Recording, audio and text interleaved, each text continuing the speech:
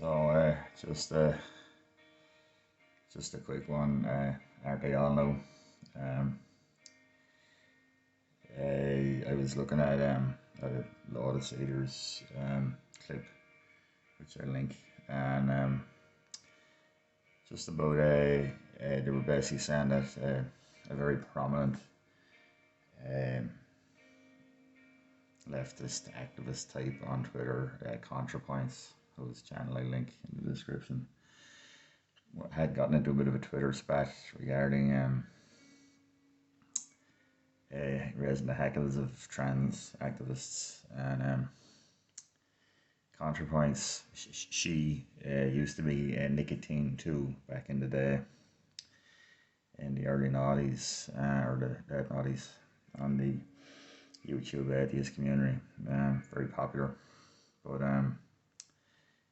he was transitioning then about 7 or 8 years ago, and changed the channel now to Contrapoints. Initially, kind of doing these sort of long form videos about philosophy, which is actually quite interesting. But it's been a lot of long form YouTube videos now, skewering all things right leaning in the manosphere,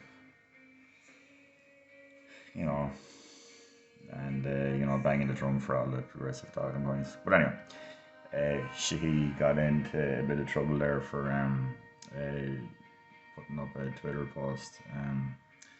Saying, it was basically saying, I'm finding it confusing when asexual people describe how effing horny they are, or things like don't let your heterosexuality invalidate your gayness, and they got a lot of backlash for that.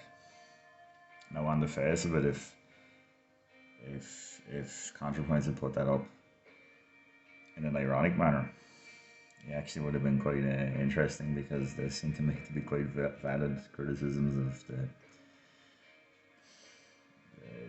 kind of incoherence of a lot of these progressive talking points. And but what that wasn't really an intention either. He was kind of coping by saying, no, I'm just trying to provoke conversation around these issues and not tearing anyone down.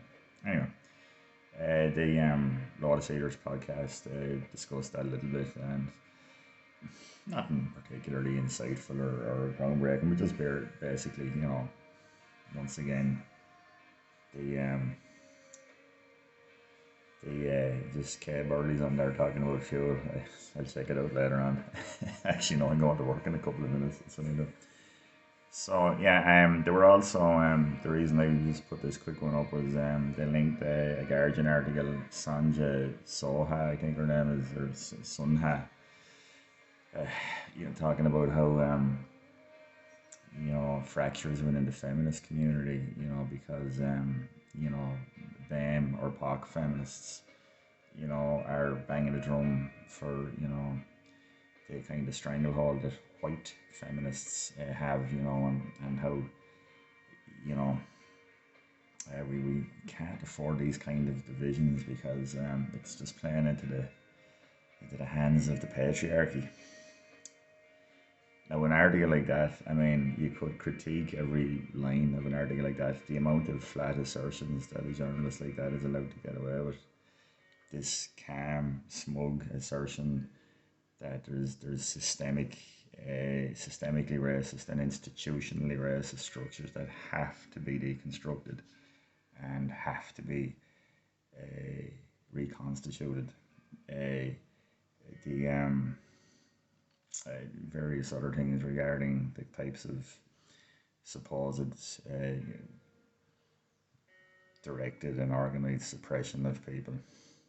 We could talk about that again in the opposite direction, but what caught my eye was just the very last paragraph, where she was summing the whole thing up by saying, "Be kind isn't a platitude. It's a rallying cry, for world change and for societal reform." No, Sonia, it is a platitude. It's a platitude, and it gets bandied around to try and brand the liberal progressive left as the only people capable of compassion. It's an idiotic assertion, and it's a thing that should be talked about a little bit more in any kind of right leaning context. This belief that somehow people, because they might have conservative or right leaning views, are incapable of being kind or compassionate to people. It's a ridiculous assertion. It also reminded me of another YouTube channel and sub to Barbara for you to see, kind of a quirky Eastern European girl making, some fairly entertaining videos about her attempts to become an actress. And but she used to do, these kind of spiky little videos, kind of skewering some of the ludicrous progressive stuff we see. But now she's seen the true light and she realizes that she wasn't being kind.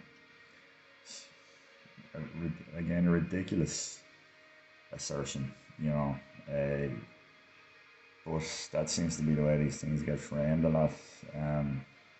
So yeah, be kind is a platitude, and it does get emblazoned on everything to try and morally shame us. But like, don't listen to it because it's nonsense. You can hold political views and still behave compassionately towards people in your day-to-day life, and it's utterly ridiculous to assert otherwise. So yeah, the incoherence of the progressive left and the be kind myth. Okay. And all that good stuff. Yeah, thanks for listening.